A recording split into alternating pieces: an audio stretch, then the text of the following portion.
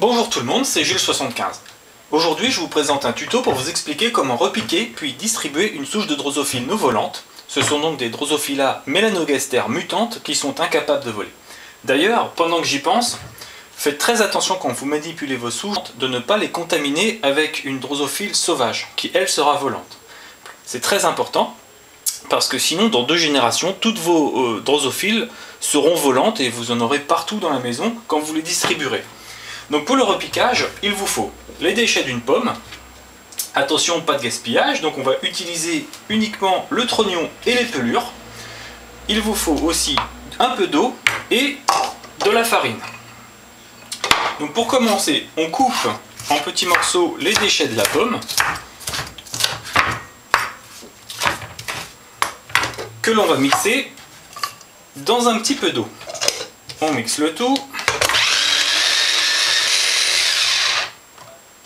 Voilà. Donc on obtient une soupe à la pomme, que l'on va déposer dans une boîte. Et maintenant, c'est très important, il va falloir épaissir cette soupe pour éviter que les mouches se noient. Donc en fait, il va falloir faire une sorte de pâte un petit peu épaisse, légèrement collante.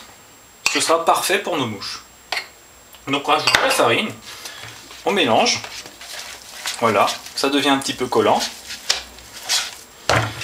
Là, on a une texture qui est vraiment parfaite pour les mouches. Les mouches vont pouvoir se poser sur la pâte sans se noyer. Donc on dépose cette pâte dans une boîte. Alors vous pouvez prendre n'importe quoi comme boîte, ce que vous trouvez, des pots à confiture par exemple, que ce soit en verre ou en plastique, ça n'a pas d'importance. Même des bouteilles que vous pouvez couper, ça ira très bien. Moi je préfère des boîtes qui ferment avec des couvercles, c'est beaucoup plus pratique. Voilà, donc vous voyez, la pâte est légèrement collante. On la dépose au fond de la nouvelle boîte de culture. Voilà, on tasse. On tasse bien la pâte au fond de la boîte, voilà, sur à peu près 3-4 cm. Et là, je dépose des supports pour les mouches. Donc c'est des cartons récupérés de boîtes à œufs, par exemple, ou des rouleaux de sopalin. Ça, c'est très important d'en mettre, ça va servir de support pour les mouches et pour nos futures pupes.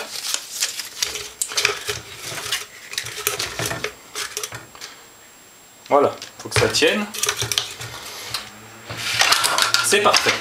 Donc maintenant, évidemment, on rajoute une trentaine de mouches. Donc on prend l'ancienne souche. Voilà, là c'est largement suffisant. Faut toujours tapoter, sinon elle se sauve.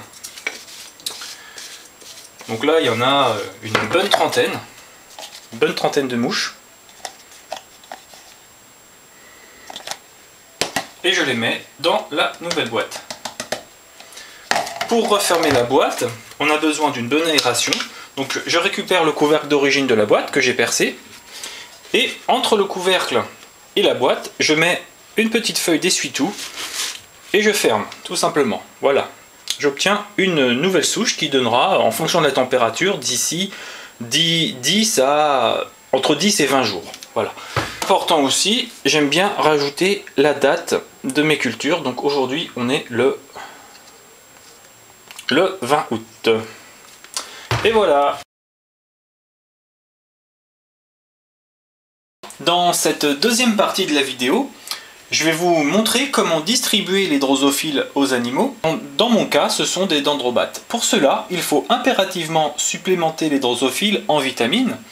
Donc on trouve toutes sortes de vitamines dans le commerce sous forme de poudre fine. Personnellement, j'utilise la marque Repashy qui convient parfaitement, mais vous pouvez en utiliser d'autres qui seront certainement aussi bonnes. On met la vitamine dans une grosse boîte, comme ça.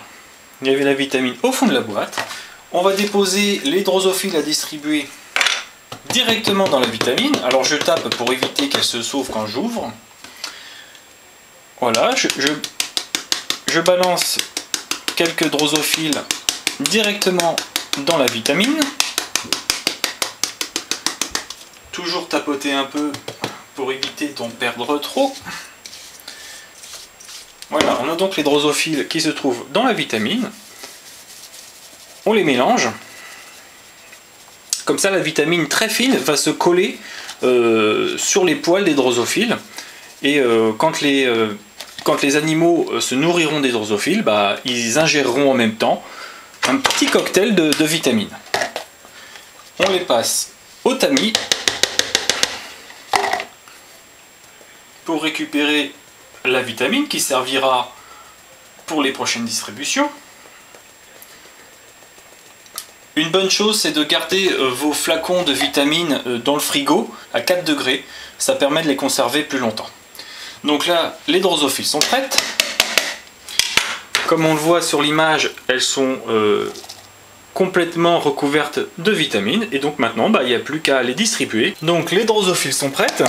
Il n'y a plus qu'à les mettre dans le terrarium pour nourrir les animaux. Tout simplement.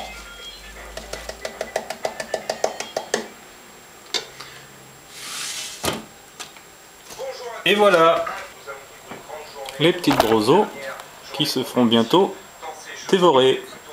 Allez, à plus!